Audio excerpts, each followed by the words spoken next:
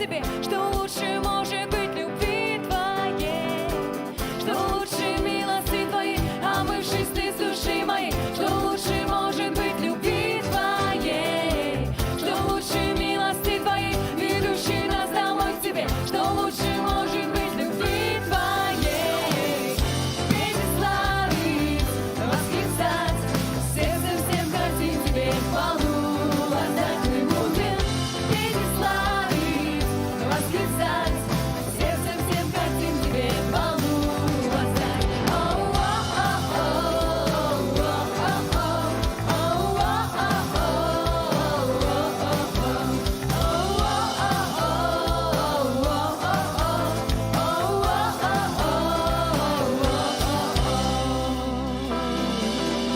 Аллилуйя! Будем петь и славить нашего Господа.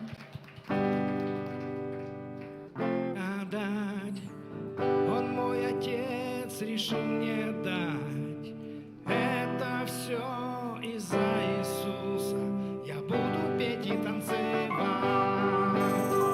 Благо, благо, благодать. Он мой отец, решил мне дать. Это все из-за Иисуса. Я буду петь и танцевать. Незаслуженно прощен, незаслуженно спасен, незаслуженно любим, потому что я твой сын. Незаслуженно прощен, незаслуженно спасен, незаслуженно любим, потому что я твой сын. Благо, благо, благодать. Он мой отец, решил мне дать. Это все из-за Иисуса. Я буду петь и танцевать.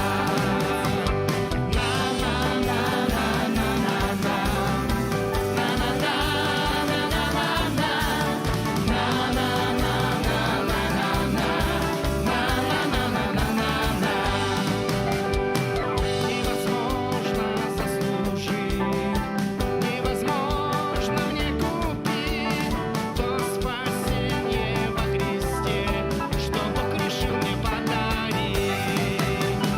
Невозможно заслужить, невозможно мне купить то спасение во Христе, что Бог решил мне подарить. Благо, благо, благодать. Он мой отец, решил мне дать.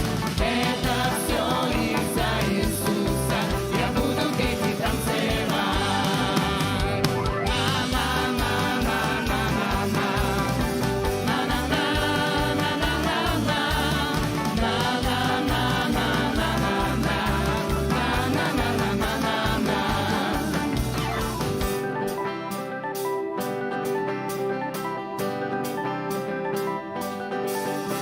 Я буду петь и танцевать. Сходит, сходит благодать. Я буду петь и танцевать. Сходит, сходит благодать. Я буду петь и танцевать. Сходит, сходит благодать. Я буду петь и танцевать. Сходит, сходит благодать. О, благодать. О, благодать. О, благодать. О, благодать. О, благодать. О, благодать. О, благодать.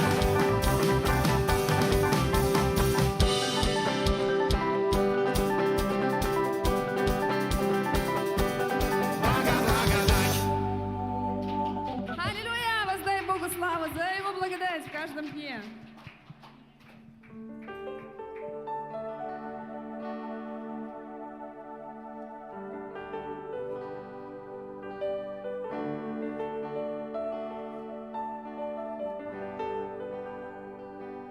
Потерян был и так далек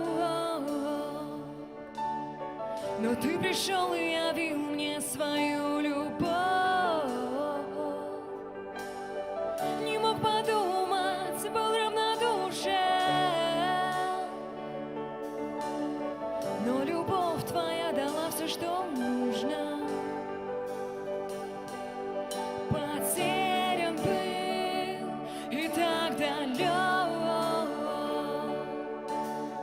но ты пришел и явил мне свою любовь. Не мог подумать, был равнодушен, но любовь твоя дала все, что нужно. Я влюблен, прошлое забыто, не имеет смысла все, что раньше было. Твоя любовь пленила, спасла, освободила.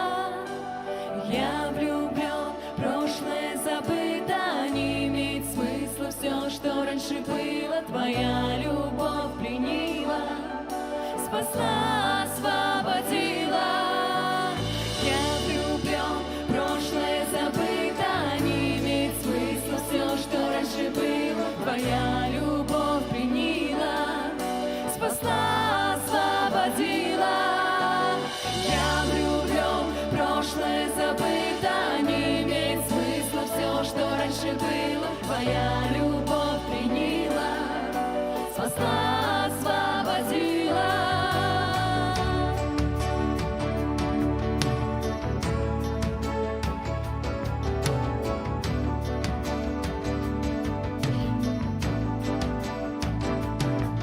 Потерян был и так далек, но ты пришел и явил мне свою любовь. Не мог подумать, был равнодушен, но любовь твоя дала все, что нужно. Я влюблен, прошлое забыто, не имеет смысла все, что раньше было. Твоя любовь пленила, спасла, освободила. Я влюблен, прошлое забыто, не имеет смысла все, что раньше было. Твоя любовь пленила, спасла, освободила. Я влюблен, прошлое забыто, не имеет смысла все, что раньше было. Твоя любовь пленила, спасла, освободила.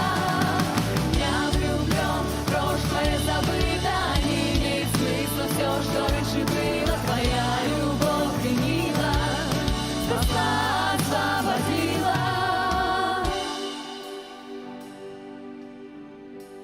Ты спас мое сердце, и я теперь навеки твой.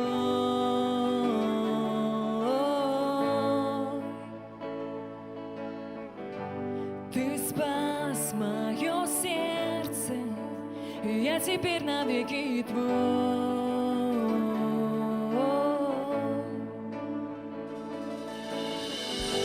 Ты спас мое сердце, и я теперь навеки твой.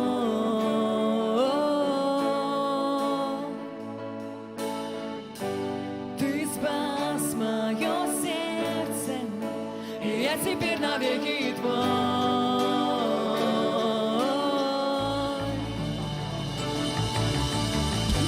Ты спас мое сердце, и я теперь навеки твой.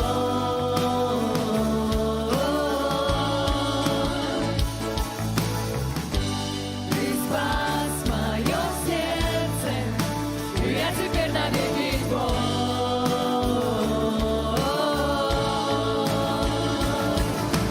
Я влюблен, прошлое забыто, не имеет смысла все, что раньше было. Твоя любовь пленила, спасла, освободила.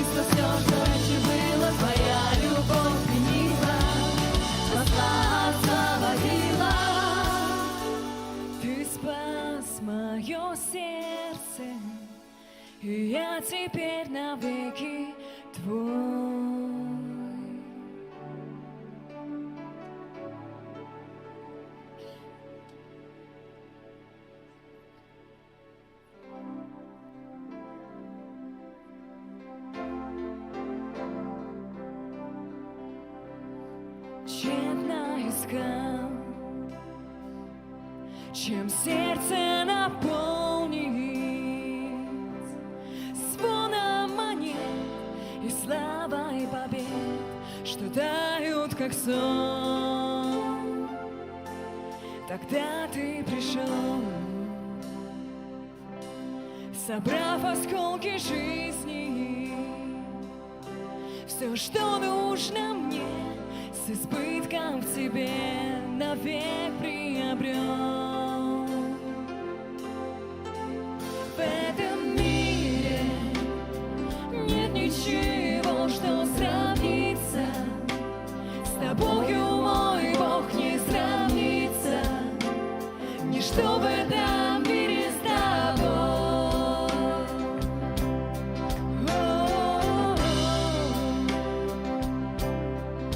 Избран тобой. Пусть несовершенен, ошибки мои увидел все ты, но назвал меня друг. Ведь ты рядом, победа, и в поражениях нет таких мест, где милость и крест не нашли бы меня.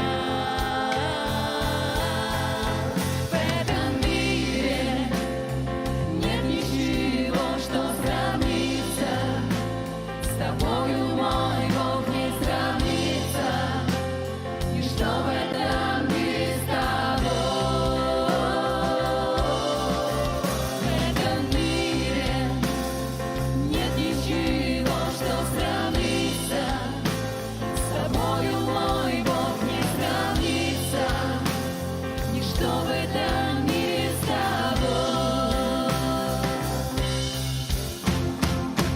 Слезы в смех обращаешь, красоту серый пепел, смыл позор своей славой.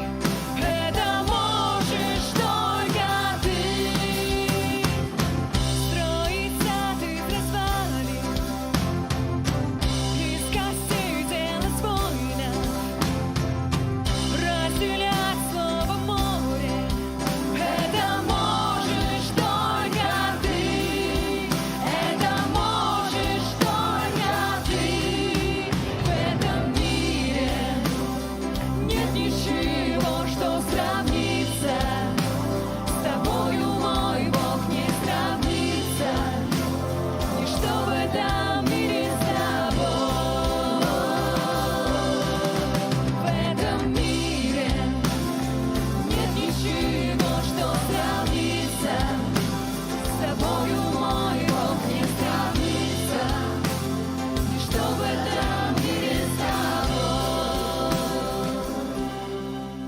В этом мире нет ничего, что сравнится с тобою, мой Бог, не сравнится. Ничто в этом мире с тобой. Никто не сравнится с тобой, Господь. Ты один такой. Спасибо, что назвал нас своими детьми. Ты нашел нас в этом темном мире.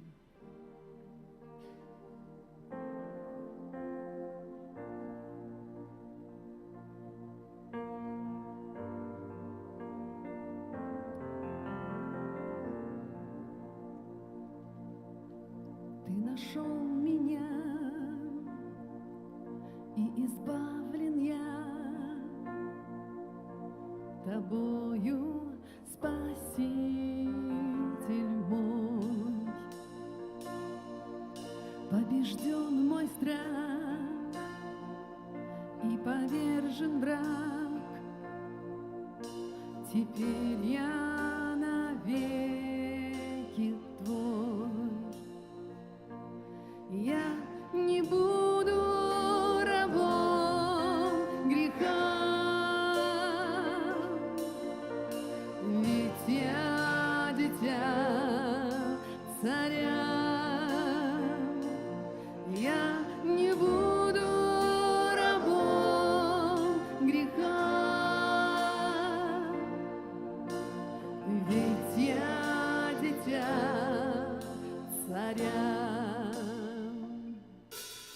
за рождения Ты избрал меня, с любовью мне имя дал. Я родился вновь через Твою кровь, Твоим я навеки стал. Я не буду рабом греха, ведь я дитя царя. Я не буду рабом греха, ведь я дитя царя. Мигин bulbudu bıhanıl bıdı, İsus bıhaçı. Kutalı gaydı, özde pünürdü, eğer talanılı. Aynı kuluda bol bapın, İsus oğudu.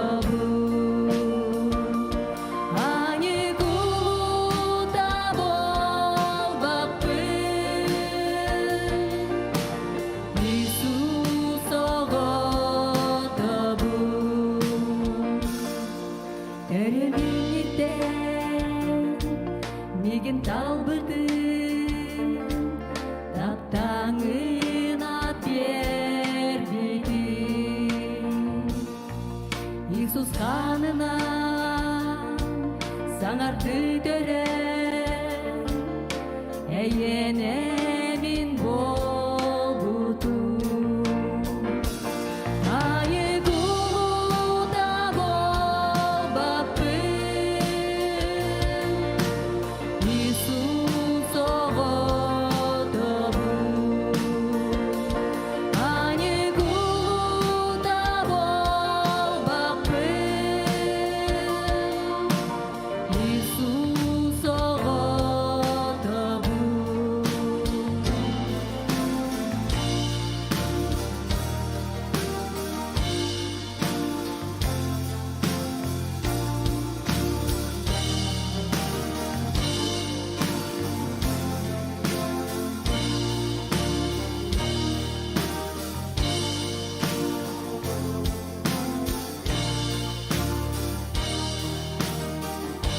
В Твоих объятиях,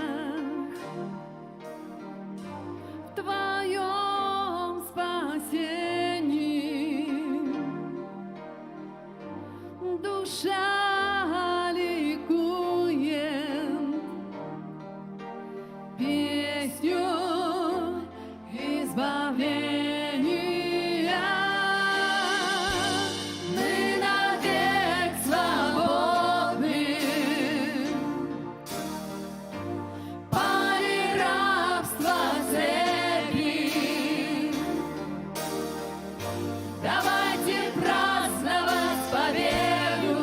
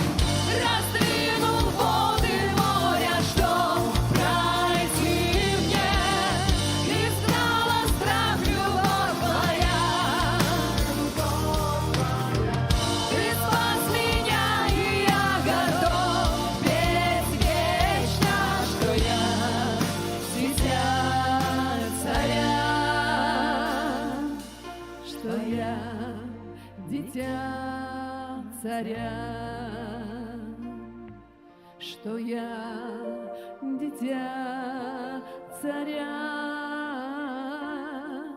что я дитя царя. Я не буду рабом греха, ведь я дитя царя.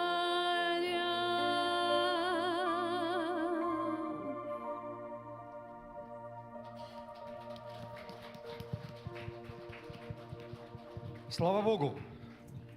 Присаживайтесь, дорогие. Не будем затягивать. Я хочу пригласить на эту сцену родного нам человека, нашего епископа, нашего пастора Андрея Александровича Манжосова. Давайте его поприветствуем. Так приятно, особенно родного. Вот так приятно. Но на самом деле я тоже самое могу сказать о многих из вас, что вы мне родные люди. Мы с Раисой приехали. Завтра она поприветствует церковь. Да, поприветствует. Видите, какой у вас пастор молодец. Кафедру сам таскает. И братья такие молодцы, сидят и смотрят.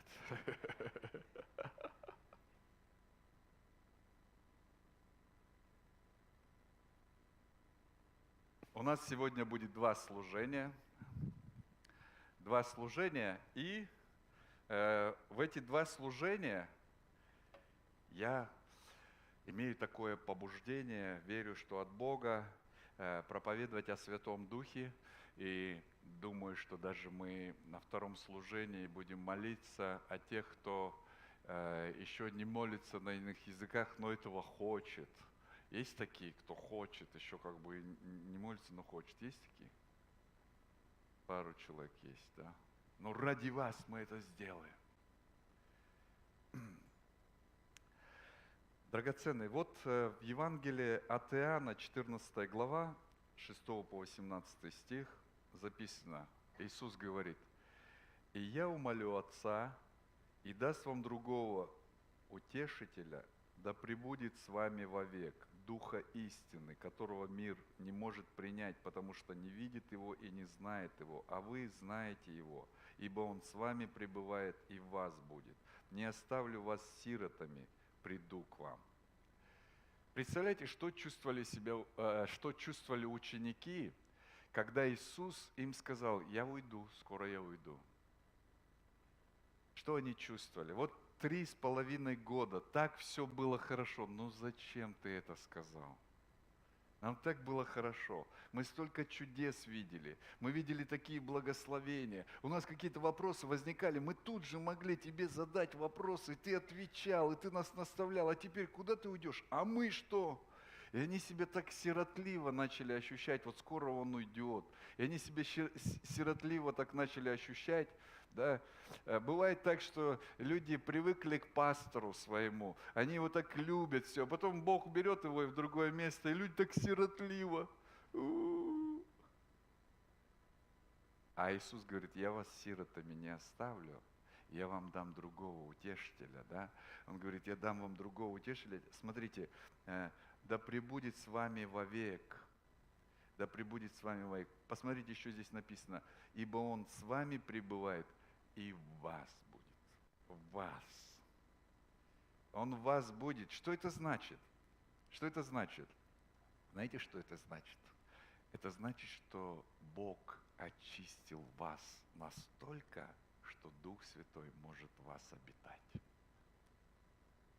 Мы сами себя не могли очистить, да? Ну не могли. Там написано, может ли эфиоплянин изменить кожу свою или барс пятна свои. Вчера мы с пастором Алексеем общались, здесь пасторская встреча была, и тут гости тоже приехали. Пастор Ги, африканец, он черненький такой, знаете, в прямом смысле этого слова, не только волосы. И он говорит, самая крутая моя шутка, он 30 лет уже в России живет. Он говорит: самая крутая моя шутка, когда я начинаю петь: «Я русский, я пойду до конца». Может ли эфиоплянин изменить кожу свою? Это риторический вопрос. Не может, да? Может ли изменить барс пятна свои? Не может. Так же и вы, будучи грешными, не можете стать праведными. Вы свою натуру не можете изменить. Но кто это может сделать? Кто? Правильно, Господь может это сделать. И Он именно это и сделал. Он изменил наше сердце. То, что мы сами не могли сделать. Мы можем поведение изменить. Знаете, такие, такой, ты посмотри, как ведет себя хорошо. А? Но сущность от этого не меняется. Но Бог изменил именно нашу сущность. Он изменил нашу сущность, и Он сделал нас чистыми внутри. Скажи аминь. Скажи кому-то, ты чистый внутри.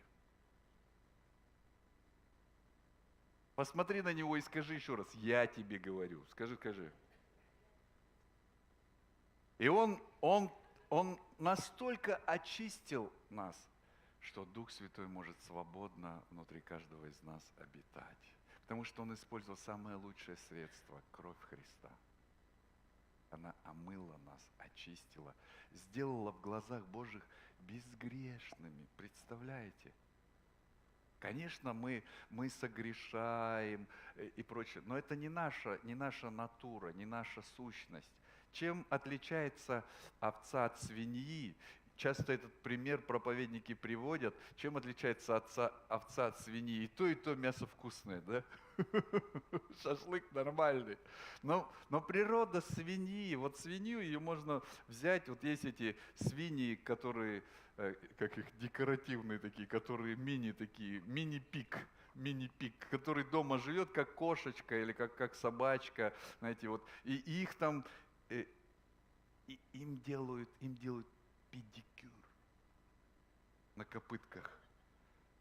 Им везде бантики, специально одежду для них шьют. И такие вот хрюшечки. У них такой пятачок розовый, такой симпатичный. Хрю-хрю-хрю, можно потрогать их за пятачок. Хочется поцеловать пятачок, такой красивый пятачок. Но свинья, если ее выпустить во двор, если она где-то найдет грязную лужу, что она сделает? Она туда плюхнется с удовольствием и будет там своим этим розовым пятачком рыть эту грязь и просто балдеть будет там. Почему? Да потому что это ее сущность, это ее природа такая. Да, поэтому мы и говорим в России, свинья всегда грязь найдет. Она ее просто ищет, да?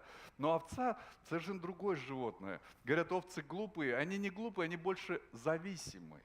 Овцы не глупые, они зависимые. Почему Иисус часто сравнивает, что Он пастырь, а мы овцы? Он говорит, что поражу пастыря, овцы рассеются. То есть овцы, они зависимы от пастора. И овца, говорят, я не знаю точно, я не пас овец. Коров пас, лошадей пас, овец не пас. И свиней тоже не пас никак. Но свиней знаю хорошо, что они все представляют. А овцы, говорят, вот овца, она идет по тропинке, да, там где-то грязь, она поскользнулась, упала, овца, у нее же шерсть. Она упала, вскочила и бежит на траву, валяется, чтобы от грязи, она пытается очиститься от грязи. Знаешь почему?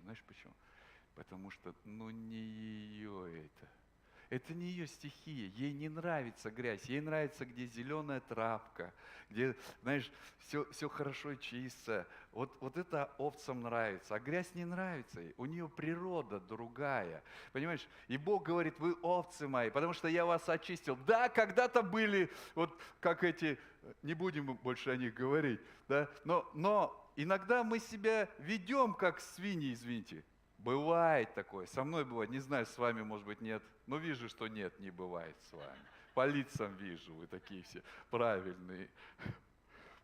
Но иногда мы падаем, но кому из нас хочется в этом оставаться?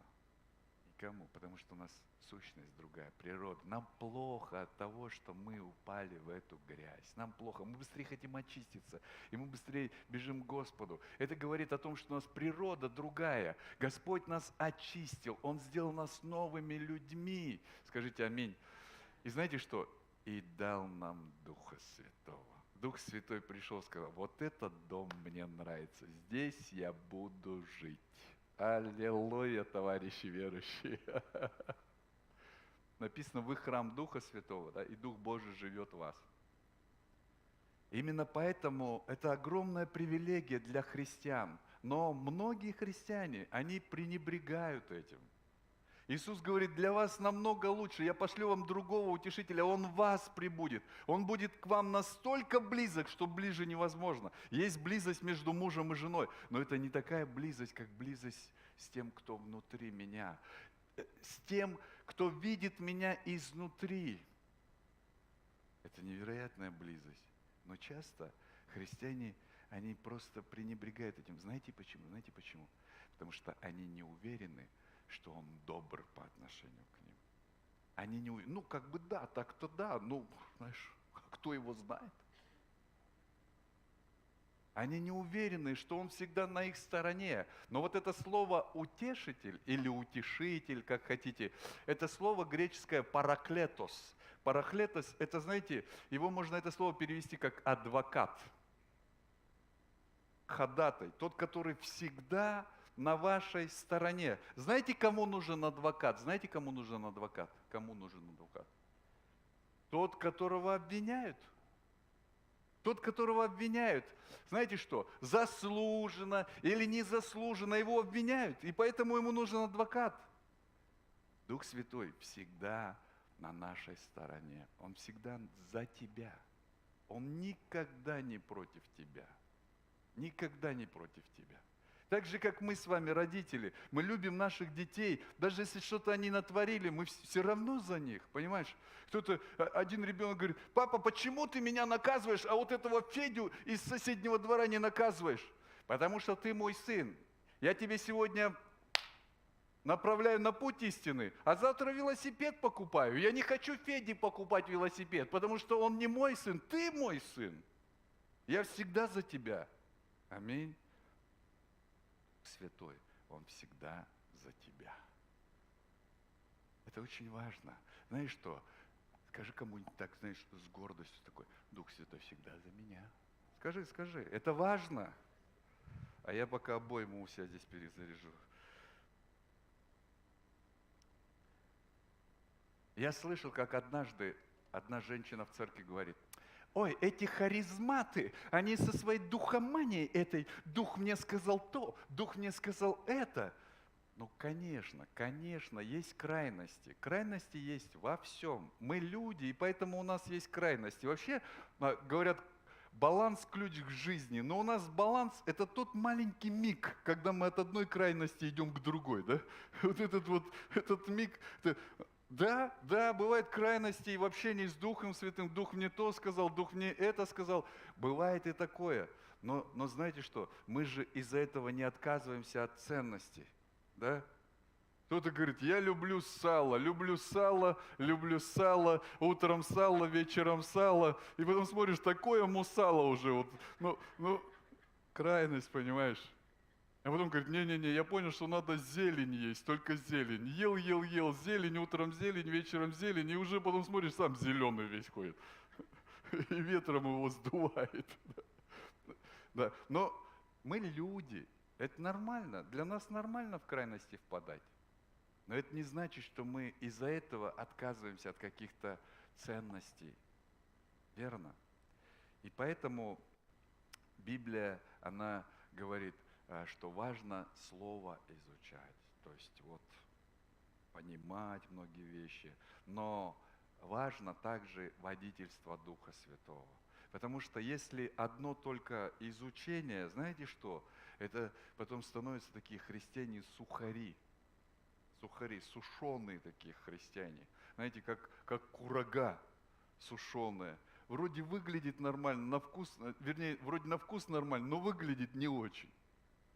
Вот, знаете, человек, который все знает, Библию знает от и до, но вот с ним просто жизни нет от него. Есть правила, законы, наставления, но жизни нет.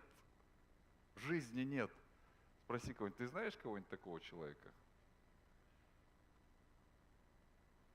Я знаю парочку, да? Библия подчеркивает важность изучения Слова. И вместе с тем мы ясно видим огромную роль Духа Святого в жизни и служении Первой Церкви. Почему вообще Первая Церковь была такая успешная? Это был прорыв. Вы читаете Деяния апостолов? как они заходили в одну страну, в другую страну, и люди обращались и обращались к Богу. А что, почему? Чем они от нас отличались? Знаете, чем они от нас отличались? Я вам скажу. Знаете чем? Знаете чем? Ничем. Они были такие же люди, как и мы с вами, но было одно у них. Что у них было в приоритете, так это водительство Духа Святого. Это было у них в приоритете, именно поэтому они были такие успешные. Водительство Духа Святого было в их жизни в приоритете, и поэтому они были такие успешные. Посмотрите, Деяния апостолов, 16 глава, 7 стих. «Дойдя до Миссии, предприняли идти в Вифинию, но Дух не допустил». Представляете, у них есть план, у них есть видение, они двигаются. В некоторых церквях есть план, есть видение. И если Духа Святого забрать, никто не почувствует ничего. Потому что планы, видение, все работает. Но у них тоже был план и видение. Они шли, и у них есть конкретно стратегия, но Дух не допустил. И что они сделали? Они послушались, они туда не пошли. Именно поэтому в другом месте был успех. Понимаете? Дальше написано, посмотрите, Деяния апостолов, 8 глава, 29 стих. «Дух сказал Филиппу, пойди и пристань в сей колеснице».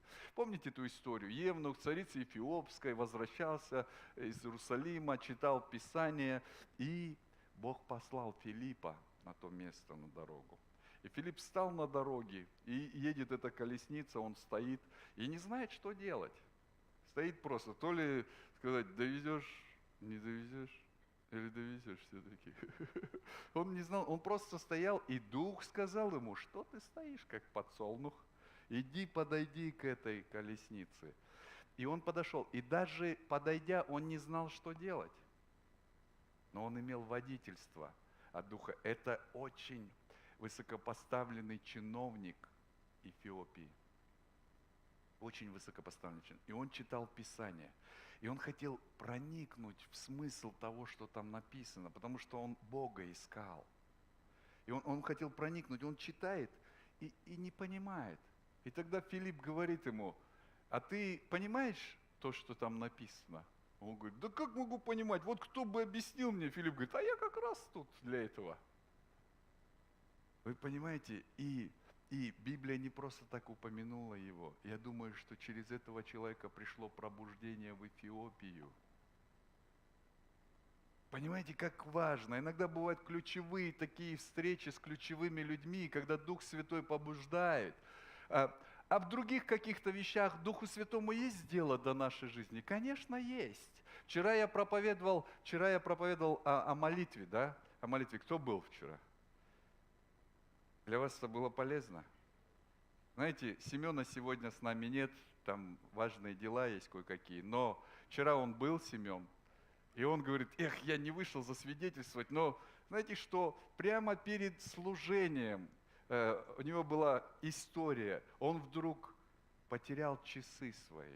У него есть часы, которые для него очень дороги, ему Марина подарила. И он искал, где же часы? И сказал, ему казалось, что вчера я только их снимал, где-то там положил, но не может найти. Он ищет, обыскался, все, не может найти.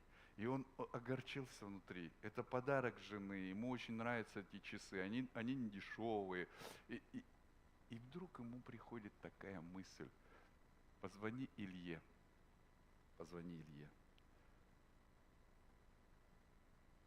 А при чем тут Илья вообще? Часы же пропали. Но он решает позвонить Илье. Позвонил Илье, говорит, Илья, я не могу свои часы найти. Ты не видел мои часы? Ты не знаешь, где я их оставил? Знаете, что Илья говорит ему? Знаете, что говорит? Не знаю. А что тогда я ему звонил? Но дальше Илья говорит, а я помню, что мы вот 3 дня назад были в бане, и ты там их снимал, я видел в бане у тебя эти часы. И вдруг Семен вспоминает, мы были в бане, и я их снимал и в рюкзак положил. Он бежит в рюкзак, открывает, а они там! Илья не знал, где они, но Дух Святой знал, что Илья может подсказать. Вы знаете, что, казалось бы, это такие мелочи, но неужели Духу Святому есть до этого дела? Видишь, он тут куда-то направлял, апостолов направлял. Что ему дело есть до моих часов? Знаешь, что я тебе скажу? Есть.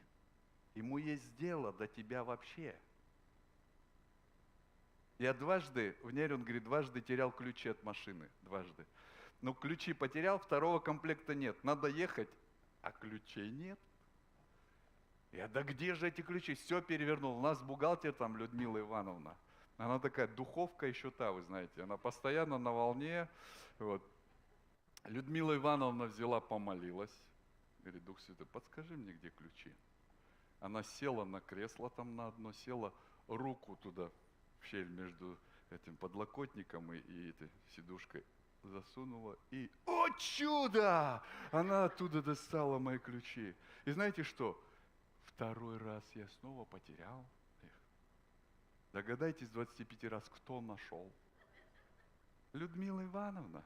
Знаете, почему она их нашла? Потому что она снова помолилась и сказала, Дух Святой, подскажи, где эти ключи. Он не догадался у тебя спросить уже второй раз. Телефон Людмилы дай, да? У меня есть лучшее предложение к вам. Я могу вам дать телефон Духа Святого. Драгоценные, смотрите, здесь написано также, Деяния апостолов, 10 глава, 19 и 20 стих. Между тем, как Петр размышлял о видении, Дух сказал ему, вот 3 человека ищут тебя. 3 человека, двое с носилками и 1 с топором тебя ищут. 3 человека ищут тебя, встань, сойди и иди с ними, немало не сомневаясь, ибо я послал их. У апостола Петра произошло такое видение, и он не мог понять его. Это записано в 10 главе, я не буду рассказывать. Те, кто не знает 10 главу Деяния апостолов, почитайте, пожалуйста, вам будет все понятно тогда. Но он увидел что-то необычное, то, что вообще не вмещалось в его мировоззрение. И он, знаете, что размышлял об этом. И Дух Святой заговорил с ним. Сейчас придут 3 человека, ты иди с ними и не сомневайся. А эти 3 человека позвали его туда, куда обычно благочестивые иудеи не ходят. В языческий дом, в дом язычника, более того, в дом офицера-оккупанта. Представляете, он бы сам никогда туда не пошел, но Дух Святой сказал ему, иди и не сомневайся. И он пошел, и мы знаем, что целая семья римского сотника, все его слуги, они все обратились к Господу и сразу же там крещение Духом Святым получили. Это были первые язычники, которые обратились к Господу. Это была дверь для языческого мира, для спасения языческого мира. Понимаете, Дух Святой, Он хочет нас направлять. Это такая огромная привилегия, которую мы с вами имеем, братья и сестры. Мы часто хотим питаться крохами какими-то, проповеди какие-то выискиваем, книжки какие-то. Это хорошие вещи. Это тоже пища, но это крохи от того, что вы можете вкушать. У вас есть Дух Святой. И если научиться с Ним общаться, жизнь будет полноценная, жизнь будет плодоносная.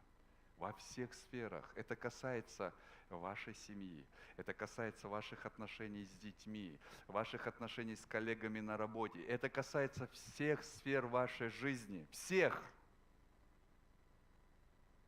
Понимаете? Кто-то не может со своим ребенком, он такой вот, я не могу с ним. Да, ты не можешь, но Дух Святой знает его. Поговори с Духом Святым о своем ребенке, он тебя направит. Кто-то говорит, у меня жена не такова, у меня муж не таков. А каков должен быть? Поговори с Духом Святым, он направит тебя, он тебя направит. Я много раз это видел. Знаете что? Приходят супруги, и они друг на друга. И самое удивительное, я не пойму, как это происходит, но всякий раз я на это попадаюсь снова и снова. Приходит жена и говорит, у меня конфликт в семье, потому что муж то-то и то-то, муж так-то и так-то делает. Я ее слушаю и думаю, права женщина, вот балбес муж ее вообще. Понимаете, я сразу сторону ее занимаю, как бы в сердце своем, да. А потом приходит муж и говорит, пастор, ты не представляешь, я как бы вот так, а она вот так, я думаю, нормальный мужик же, вот что ей надо еще? Понимаете, да? У каждого же своя правда. И вот общаешься с людьми, они друг друга обвиняют. И потом в какой-то момент, если они хотят все-таки свои отношения наладить, в какой-то момент Бог начинает их поворачивать глаза вовнутрь себя. И вот в этот момент я говорю, а что тебе Дух Святой говорит в отношении твоей жены? А я давно уже ее не водил в кафе. Он вдруг начинает осознавать какие-то вещи, Дух Святой направляет его. Ты какие-то вещи сам не делаешь, поэтому у тебя проблема. И жене, что тебе Дух Святой говорит? И жена говорит, я постоянно его критикую. Он у меня не таков. Постоянно критикую его. Он то не так сделал, это не так сделал. А для мужчины это настолько губительно вообще, когда его критикуют. Для мужчины самое лучшее для мужчины, когда женщина им восхищается. Говорит, ну ты вообще у меня. Вот это не повезло со своим Иваном, а ты у меня красавчик. Ты даже машину водишь так, что раз подрезал и красиво даже. Вместо того, чтобы кто так водит, да откуда у тебя руки растут, понимаешь ли? Потом он думает, не хочу, чтобы она со мной ездила. Она говорит, подвези меня туда, у меня времени нет. Понимаете? Но Дух Святой, Он направляет нас во взаимоотношениях друг с другом. Если мы ищем Его водительство, это такая привилегия. Братья и сестры, вы слышите меня? Почему, когда у людей ценное, что-то ценное, вот оно под ногами, они смотрят куда-то вдаль? Так с вами не происходит.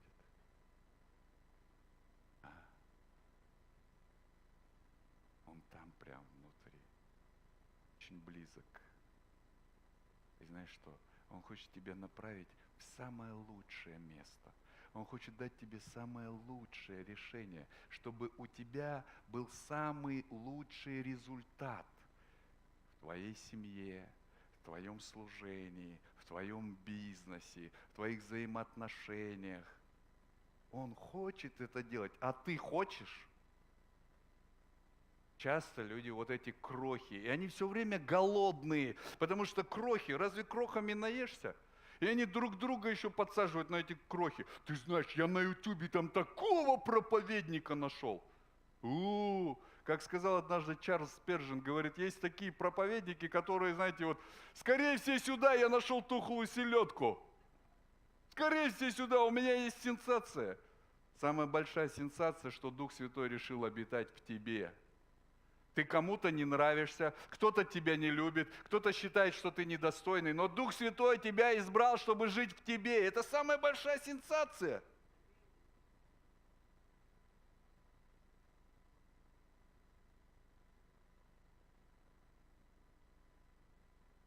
Дух Святой наставляет нас в истине.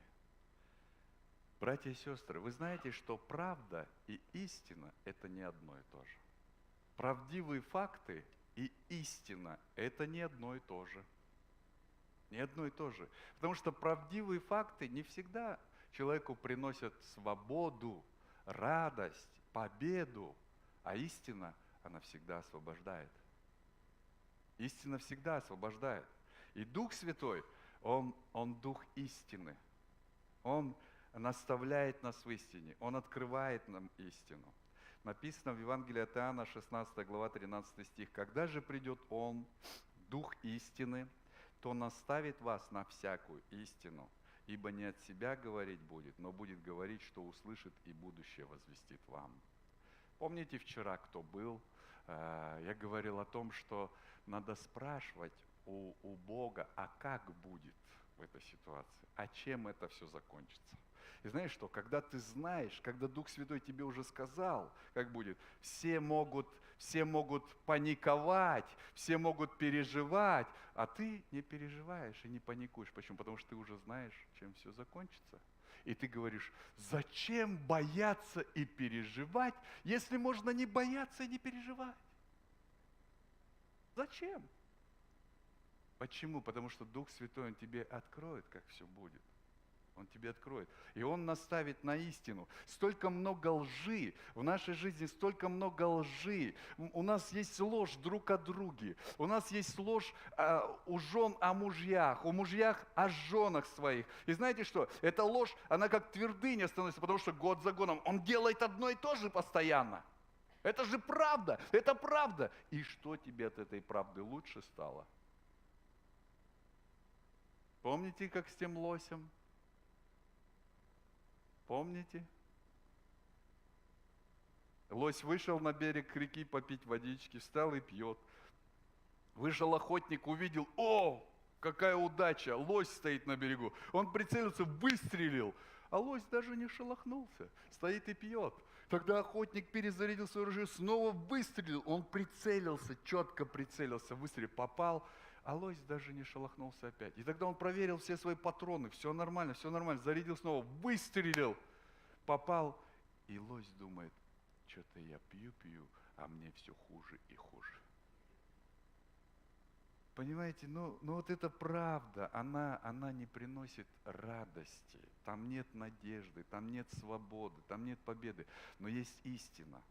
Есть истина о вашем муже, о вашей жене. И если обратиться к Духу Святому, Он откроет истину.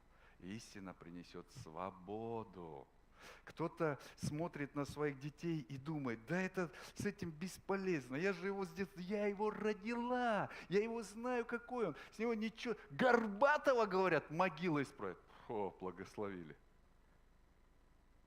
Но Дух Святой, Он знает нечто, чего не знаем мы. Одна сестра пришла к пастору и рассказывает ему, пастор, у меня сын такой, он сякой, он пьет, я не знаю, что с ним делать, уже он мне все нервы вымотал, он постоянно всю мою пенсию пропивает и все. Но вот она так рассказала, что самый лучший вариант это его убить просто. И все будут проблемы решены. Люди могут так рассказывать правду, да, я вам всю правду скажу. Ты за что, говорит, в тюрьме сидел? За правду. За какую такую правду? Да вот как всю правду узнали, так и посадили сразу, да? Понимаете? Но пастор ей говорит, этой сестре, говорит, а вы помолитесь Богу и спросите, а как Бог его видит, его будущее? Вот как Бог, какое будущее Бог ему приготовил? И вы знаете, что сестра мудрая оказалась. Она послушалась пастора. Немногие люди слушаются пасторов своих. К сожалению. Не вы, конечно, вы, смотрю, такие, не, мы своего пастора слушаем. Она послушалась, и знаете, что произошло? Она послушала пастора, и она помолилась, и сказала, Боже, а что ты думаешь о моем сыне? Как ты видишь моего сына? Он пьяница, он мод, он мне всю жизнь портит. А как ты его видишь? Как ты его видишь? И знаете что? Дух Святой начал с ней говорить, и он показал ей, что он видит его пастором. Представляете? Она смотрит на то, что есть сейчас, и на то, что Бог показывает, и у нее это никак не сходится, это невозможно. Но знаете, что говорит Писание? Все возможно Богу. Невозможно человеком, возможно кому? Богу, говорит Библия, понимаете? И она начала молиться и благодарить. Господи, я благодарю Тебя, что мой сын будет пастором. И знаете что? Она молилась, у нее начало что-то здесь меняться, и она к нему относиться стала по-другому. Она уже ходит и смотрит на него, как на пастора. Уже, извините меня, пастор. Говорит, сынок, ты в церковь пойдешь? Что мне там делать в твоей церкви? Она думает, как, что, ты же пастор. Понимаете, у нее изменилось отношение. И как вы думаете, что произошло? Правильно думаете? Потому что через несколько лет он обратился к Богу. Он посвятил всю свою жизнь Господу. Господь начал его поднимать, восстанавливать. И он стал пастором. Дух Святой – это самое огромное благословение, которое мы имеем. Поэтому и сказано, это дар, такой подарок. Самый лучший подарок. Дух Святой, который обитает в каждом, кто сказал, Иисус, будь моим Господом и Спасителем, веди меня по этой жизни. И Дух Святой пришел и сказал, я вселюсь в них, и буду ходить в них, и буду жить в них, и буду их Богом, они будут моим народом. Аминь. И буду направлять их, направлять.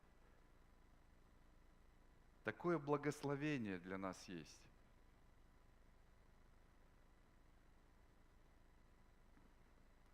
Во втором послании к Коринфянам, 3 глава, 17 стих написано, Господь есть Дух. А где Дух Господень, там свобода. Свобода – это одна из самых больших ценностей христианства – свобода. Именно в свободе раскрывается творческий потенциал человека. Там, где атмосфера подавляющая, там, где контроль, там, где нельзя проявлять инициативу, в такой атмосфере функционеры только. Они функционируют, им сказали делать, будет делать, сказали копать, будут копать, сказали не копать, не будут копать. Но раскрывается потенциал человека именно в свободе, где атмосфера свободы. Раскрывается творческий потенциал человека. Начинают такое творить, знаете, чудить иногда начинают. Но вот в этом чудачестве, во всех крайностях такие находятся бриллианты, такие дары раскрываются. И Дух Господень, Он эту атмосферу свободы созидает. Где Ему дают место, где Ему дают простор, там атмосфера свободы. Аминь. Дух Святой открывает нам записанное Слово. Дух Святой открывает нам записанное Слово. Одна женщина, сестра церкви, она работала уборщицей в одной там такой компании коммерческой. Но она очень посвященная была, она очень любила Господа. И вы знаете,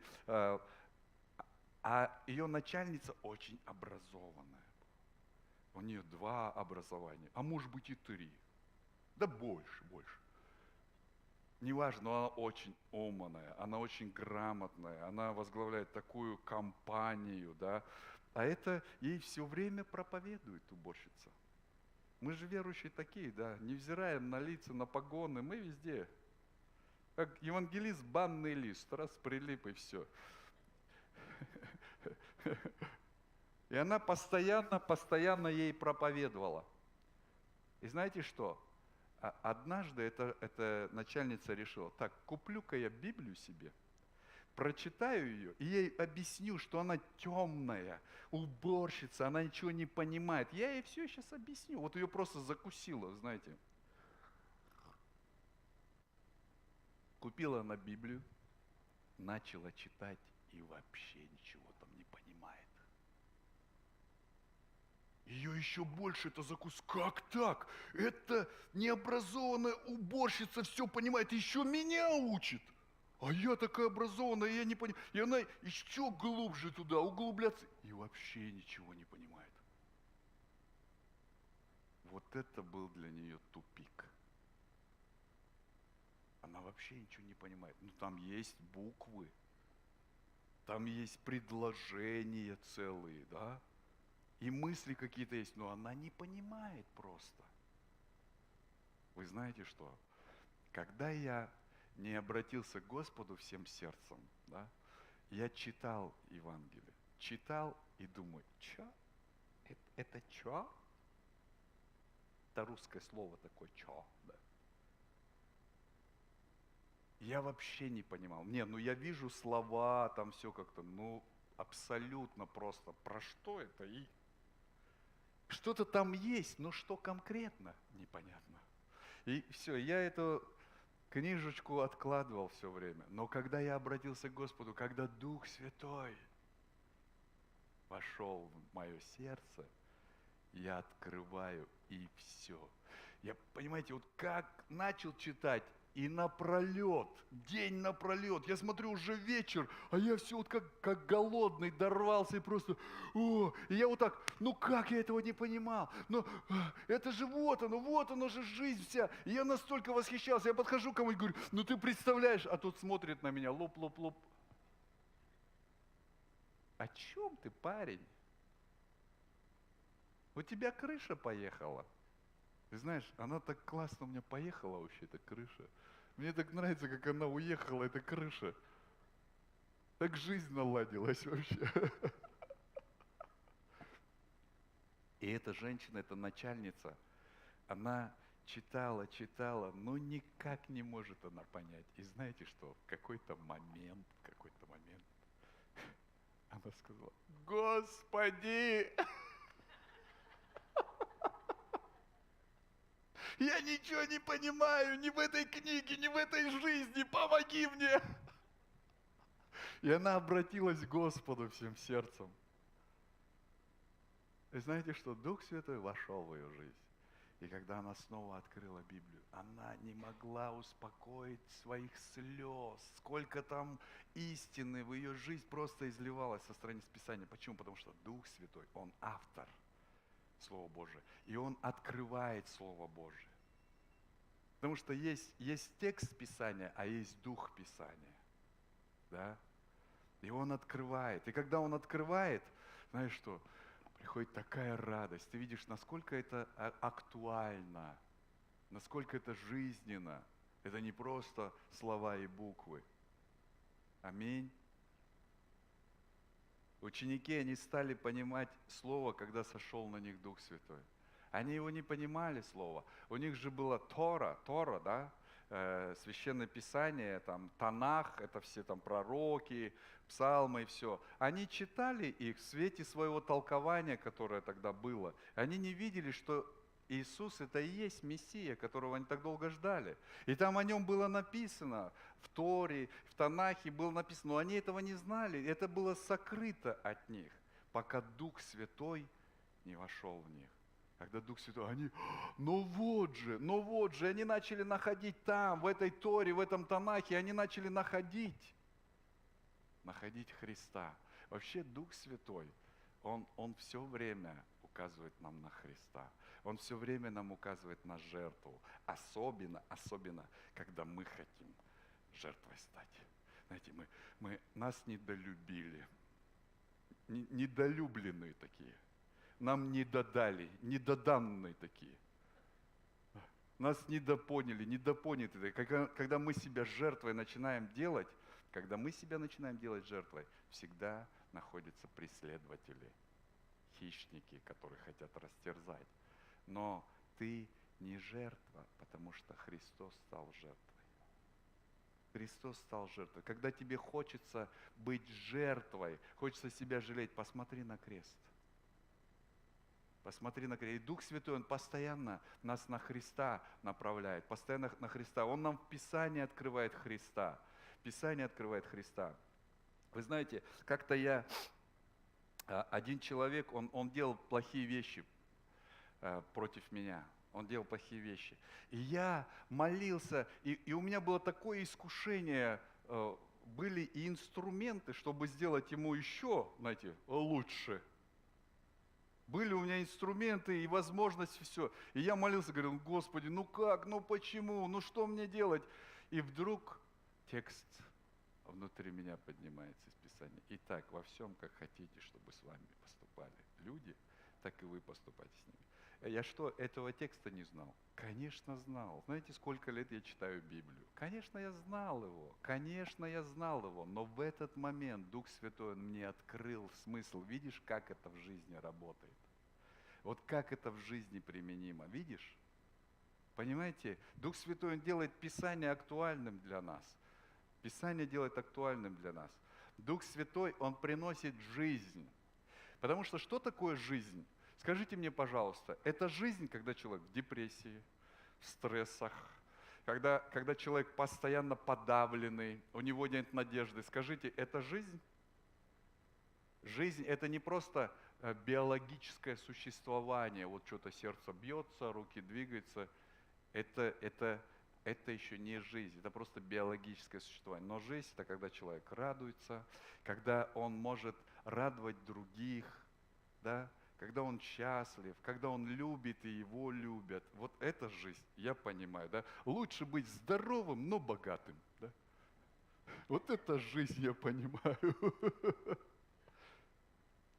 Конечно, Это не жизнь, когда человек в подавленном состоянии, безнадежность у него. Но Дух Святой, Он приносит жизнь. Когда мы с Ним общаемся, Он приносит жизнь. Он приносит жизнь. Посмотрите, Евангелие от Матфея, 4 глава, 4 стих. Он же сказал в ответ, написано, не хлебом одним будет жить человек, но всяким словом, исходящим из уст Божьих. Всяким словом, исходящим. Вот это вот исходящее, это глагол настоящего времени, это исходящее вот то, что сейчас происходит. Вот мы находимся в каких-то жизненных обстоятельствах. Конфликт, ситуация какая-то неблагоприятная для нас, обстоятельства, которые давят со всех сторон, да, может быть, люди, которые усложняют нам жизнь. И нам нужно слово.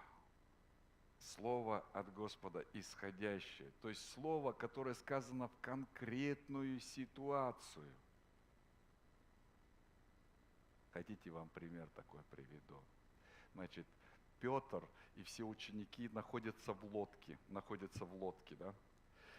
И шторм бушует, и вдруг они видят по волнам, Иисус идет по воде к ним, да? Помните, да? И они все испугались, о, это привидение. Кто-то говорит, это не привидение, это Господь. Господь говорит, это я, не бойтесь. И Петр, вы же знаете, он такой выскочка был, он постоянно везде впереди, на гребне волны. И он немножко был такой, знаете, нормальный парень, с головой у него было так себе. И Иисус говорит ему, это я. Петр говорит, Господи, если это ты, скажи мне, чтобы я тоже шел по воде. Понимаете, что говорит Петр? Он говорит, ты скажи мне. И что ему говорит Иисус? Иди. Вот оно слово, конкретные обстоятельства. Вы можете взять этот текст, да, выйти на лодке на середину Лены, да, взять этот текст и сказать, Иисус сказал ему, иди, и пойти. И куда вы пойдете? На дно. Почему? Потому что это слово не исходящее для вас, это не ваши обстоятельства сказано, это было сказано конкретное обстоятельство Петру. Он вот в этот момент, сейчас, он говорит ему, иди, и Петр выходит и пошел. Вы понимаете? Когда ты получаешь слово, которое говорит тебе Дух Святой, ты можешь невозможно двигаться. Люди говорят, ну как он может? Это же невозможно. А ты можешь. Почему? Потому что тебе жизнь принесли в твои обстоятельства. Тебе дали слово от Бога. Все Словом Божьим содержится в этом мире. Аминь. И даже вода становится твердой, как асфальт, если Господь говорит. Понимаете? Поэтому Дух Святой, Он приносит жизнь. Написано в Евангелии от Иоанна, 6 глава, 63 стих. Дух животворит, плоть не пользует немало. Слова, которые говорю я вам, дух и жизнь, сказал Иисус. Слова, которые я говорю вам, дух и жизнь. Аллилуйя, товарищи верующие. Фарисеи и книжники, они великолепно знали Писание, не правда ли? Они каждую букву. Знаете что, книжники, которые переписывали тексты, они же свитки, в свитках Писание было, на свитках записано. Свитки, когда они становились старыми, уже поношенными, они их сжигали, уничтожали. Но прежде новые переписывали текст на новые свитки. И книжники, которые этим занимались, они знали каждую букву в каждом предложении. Все было пронумеровано. Вот такое отношение было, понимаете? И они прекрасно знали Слово Божие. Они его исследовали вдоль и поперек. Они комментарии различные знали, но они не услышали то, что говорил Иисус. Они не услышали то, что говорило им воплощенное Слово. Иисус – это воплощенное Слово, живое Слово. Вот как оно действует.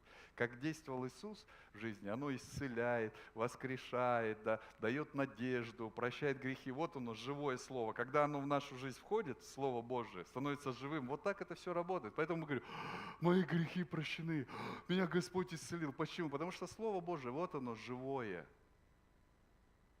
Иисус сказал, я-то уйду, да, но я вам дам другого утешителя. Это все в вас теперь будет, это еще сильнее.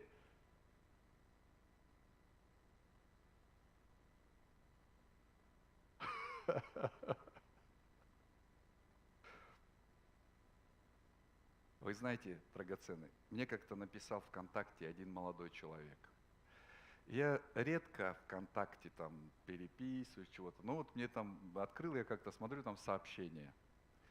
И сообщения такого характера. Я вот такой-то, такой-то, в общем, хочу прийти в вашу церковь.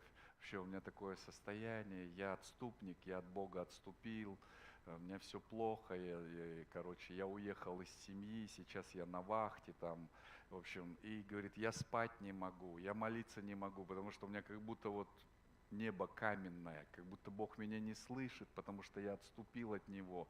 У меня надежды нет, мне ночью кошмары снятся, я боюсь засыпать ночью. И, короче, он как раз писал, я думаю, он как будто в аду находится. А раньше он служил в церкви, он был очень горячим. Вот он о себе все написал, говорит, что мне делать, пастор?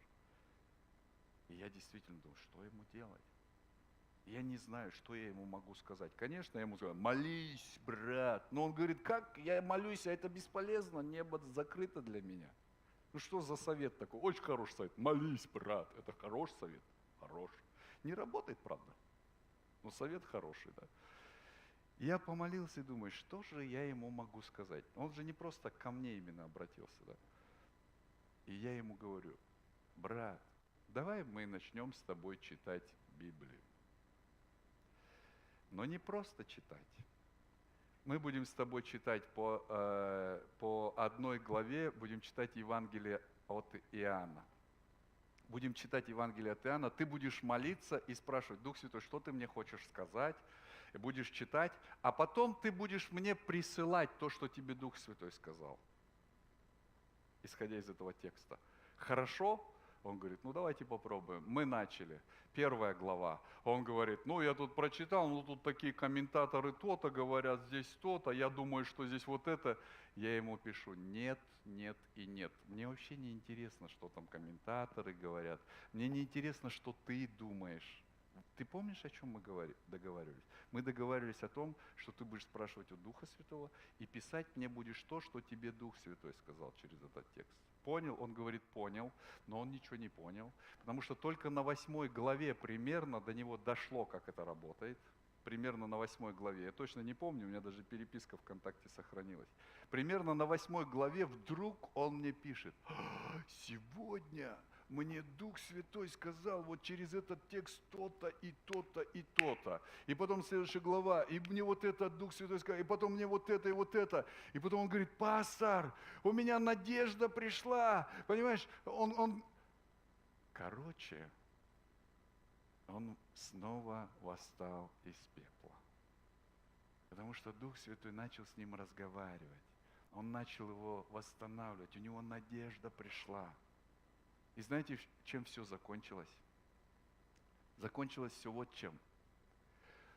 Он вернулся после вахты домой, все у него восстановилось в семье, он вернулся в церковь, и он говорит, пастор, так классно, вы так мне сильно помогли, я так хочу, чтобы вы приехали в нашу церковь, чтобы вы у нас проповедовали, служили. Я ему пишу, брат, я тебе не нужен, ты нашел источник. Ты нашел Духа Святого, обнаружил его внутри себя. Вот кто тебе нужен по-настоящему. Я всего лишь указательный столб, который показывает вот туда. Я тебе еще раз говорю, вот туда. Понятно? Не, ну там то-то, то-то, те комментаторы сказали, вот туда. Понимаете? Так это все работает. Так это все работает. И есть очень много нашей деятельности. И иногда эта деятельность такая бестолковая. Ну, не у вас, конечно, у нас. Она как бы правильная, но вот есть приоритетность в жизни, да? И мы деятельность иногда ставим выше водительства Духа Святого. И эта история, которую часто упоминают, это история про Марфу и Марию. Марфа очень хорошая сестра. Вот я так люблю Марф, потому что с ними всегда будешь сыт. А Марии, знаете, они такие, что Господь говорит? А мы когда кушать будем? А я молюсь сейчас, молюсь. Кто его знает, что лучше, да? Всему свое время и место. Есть время, когда молиться нужно, есть время, когда нужно угощение готовить. Но вот эта история. Иисус пришел в гости к Марфе. Иисус пришел в гости к Марфе и к Марии в дом. И Марфа начала быстро. Это же Восток. Люди, знаете, там они, вот мы с Раечкой были у восточной одной женщины в гостях. Она нас, знаете, как кормила? Она нас кормила там часа 3, наверное, да, весь этот процесс был. И знаете, что блюда вот здесь же прям готовятся. Они так не делают, что приготовили, наготовили, потом приходишь, и они тебе начинают. Нет, она тут же готовит. И вот тут же с плиты снимает одно сначала, вот это поешьте, потом, и там все везде мясо, мясо. И мы оттуда выкатились, как два колобка, и пошли, о, как тот мальчик сказал, меня обожрали, да. Марфа восточный человек, она начинает готовить угощения, все готовит, и в какой-то момент она вдруг понимает, а что это я одна здесь, а? Знаете, мы иногда деятельностью какой-то занимаемся, а потом, что такое? Ну почему это другие? Ну ты что, вообще ничего не надо? И смотришь, еще Мария сидит и с Иисусом там разговаривает. Ой, это вообще оборзела, младшая сестра, кстати. Это что такое? И знаете что? И у нее претензии к кому? К Иисусу претензии. Вы знаете, зачастую наши претензии не к людям, а к Богу. И что она говорит? Господи, или тебе дела нет, что Мария меня одну здесь оставила? Да? Вот это когда деятельность становится важнее водительства Духа Святого. Если бы Марфа не возмутилась, все было бы нормально. Да? Но она возмутилась. И поэтому Иисус захотел ей преподать урок. Он захотел ей объяснить, что на самом деле важно в жизни. Ну да, сегодня хороший прием будет, ты все хорошо приготовила, и будешь ходить у всех спрашивать, как мы были в гостях у одного человека, который постоянно, ну как вам? И он все время хотел слышать, о, это было божественно, это было очень вкусно, ты просто супер шеф-повар. Он снова и снова спрашивал, ну как, все не пересолено было? Нет, нормально, а по перчику? О, все было идеально. Вот это у тебя может остаться все. Но Иисус говорит, Мария избрала действительно благую часть. Она сидела и слушала Иисуса. Здесь нет противопоставления, что не надо суетиться там о столах. Надо. Знаете что, без еды как-то не очень хорошо. Да. Без чайку с борщом и с салом как-то сухо все. Как говорят евреи, с деньгами не так хорошо, как без них плохо. Поэтому это не противопоставляются вещи, просто приоритетность. Приоритетность. Водительство Духа Святого – это намного приоритетнее, чем любая наша деятельность. Любая наша деятельность.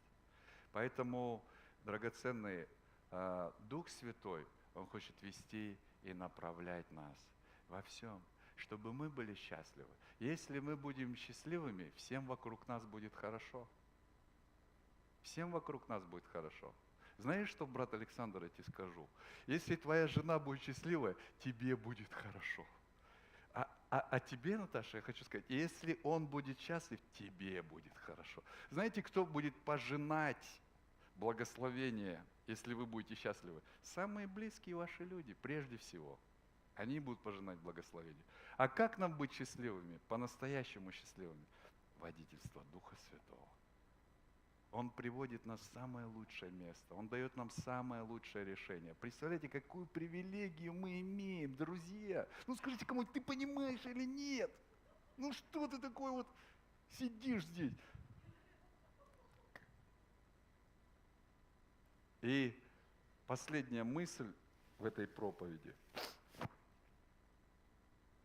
Включайте почаще режим ожидания. Мы живем в мире высокоскоростном. Мы раздражаемся, когда интернет зависает на несколько секунд. Чё тупит? Мы раздражаемся, когда наши рейсы, самолет задерживают на полчаса. Чего такое? Не, ну компания Якутия это отдельная тема. Но когда рейс задержан на мы возмущаемся. Ты чё возмущайся? Ты сейчас через 6 часов пролетишь 7000 километров. За 6 часов. Ты чё? Нет, нам надо быстрее. Пришел, говорит, паспортный стол и говорит, хочу фамилию изменить, хочу паспорт поменять. А что у тебя паспорт? Возраст подошел? Нет. Паспорт испорчен? Нет. А что такое? Фамилию хочу поменять. А у тебя какая фамилия? Фамилия Быстров. А ты какую хочешь? А я хочу такую, что вообще... Все скоростя, все быстрее, быстрее все хотим делать. Но знаешь что? Бог говорит, остановитесь.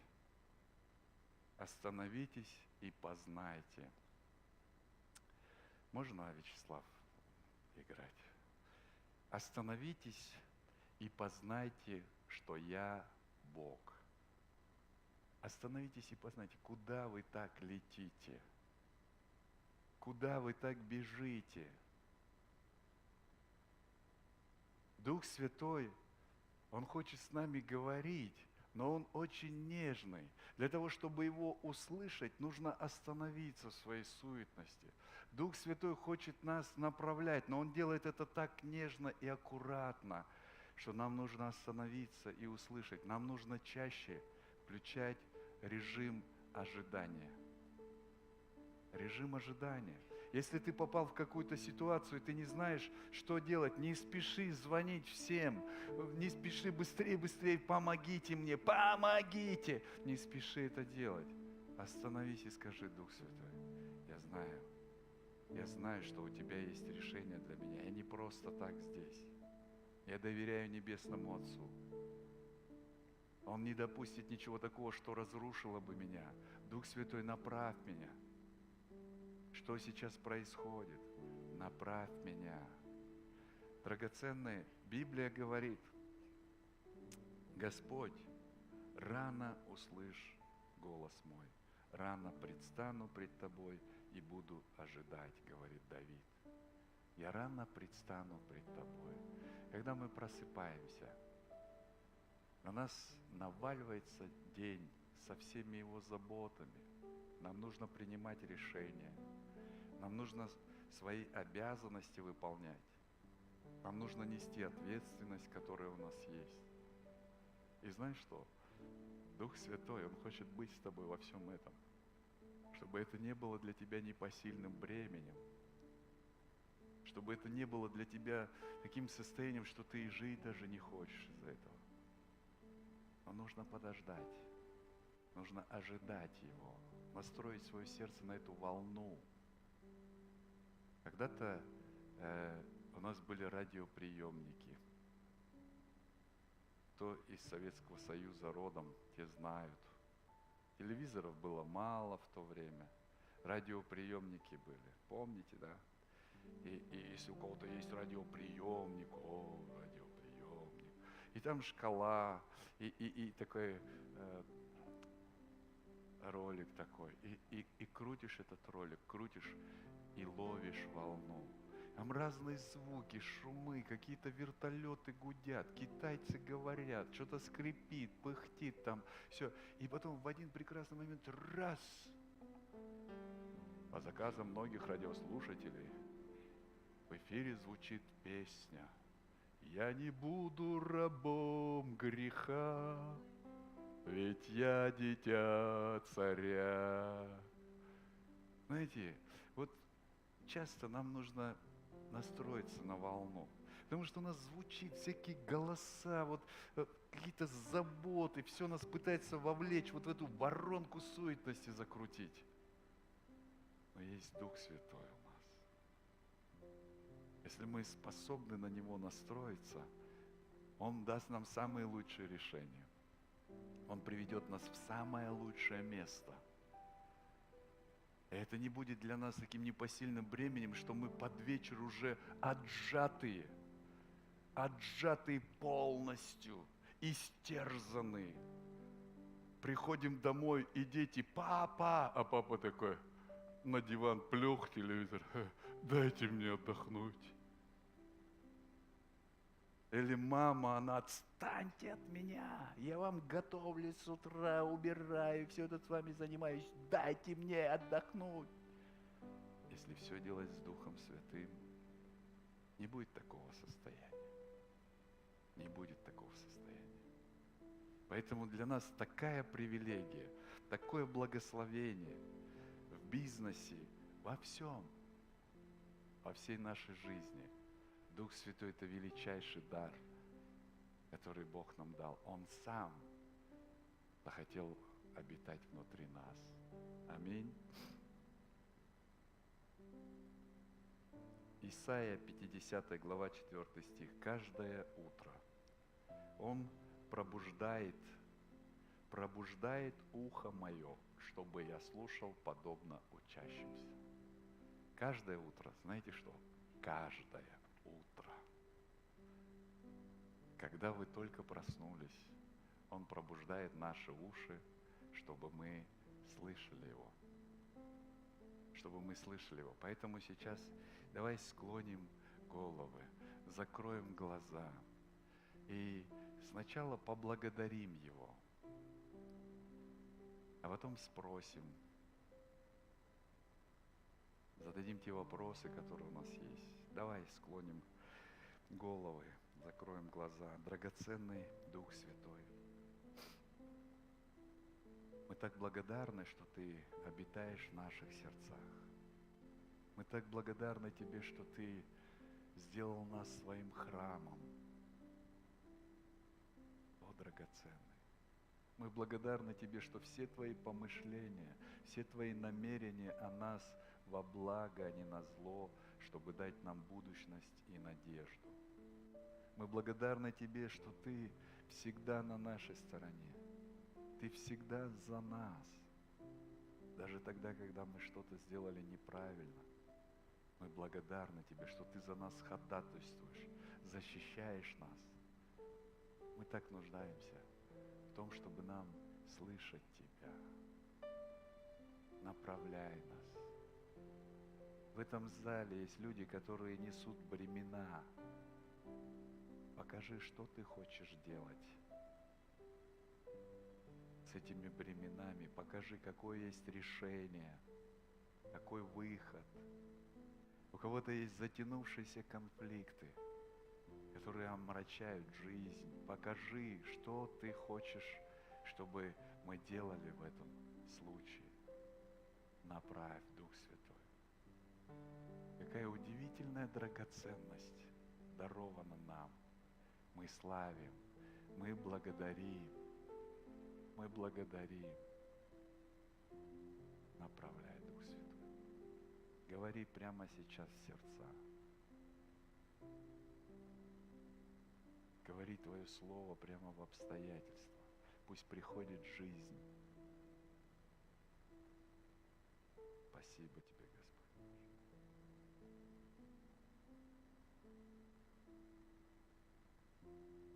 Возможно, кому-то из вас нужно сейчас позвонить прямо после того, как закончится вот это собрание, позвонить кому-то и сказать: прости меня. А может быть, самому сказать: я прощаю тебя. Может быть, кому-то из вас нужно позвонить своему ребенку и сказать: я тебя люблю. Я не знаю, что вам говорит Дух Святой, как Он вас направляет. Но самое лучшее, самое важное в общении с Духом Святым – это послушание.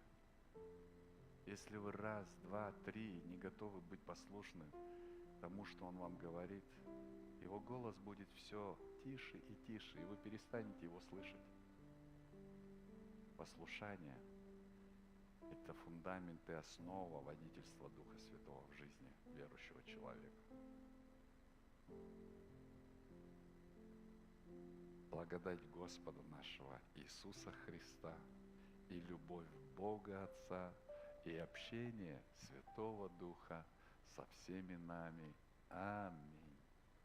Аминь. Слава Господу. Пастор, пожалуйста.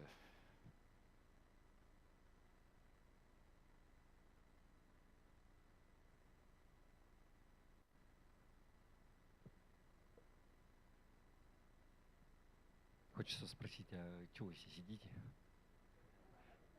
У нас сейчас перерыв на обед. Мы чуть-чуть раньше закончили, с часу до 2. В 2 часа у нас второе собрание. Можно никуда не уходить, у нас там привезли еду. Я надеюсь, хватит. Еда стоит, правда, денег. Как бы есть чай бесплатно, конфетки, печеньки и так далее. В общем, добро пожаловать вниз, можно пообщаться, никуда не уходить, покушать здесь. Все, и в 2 часа ждем вас обратно здесь, на 2-м этаже.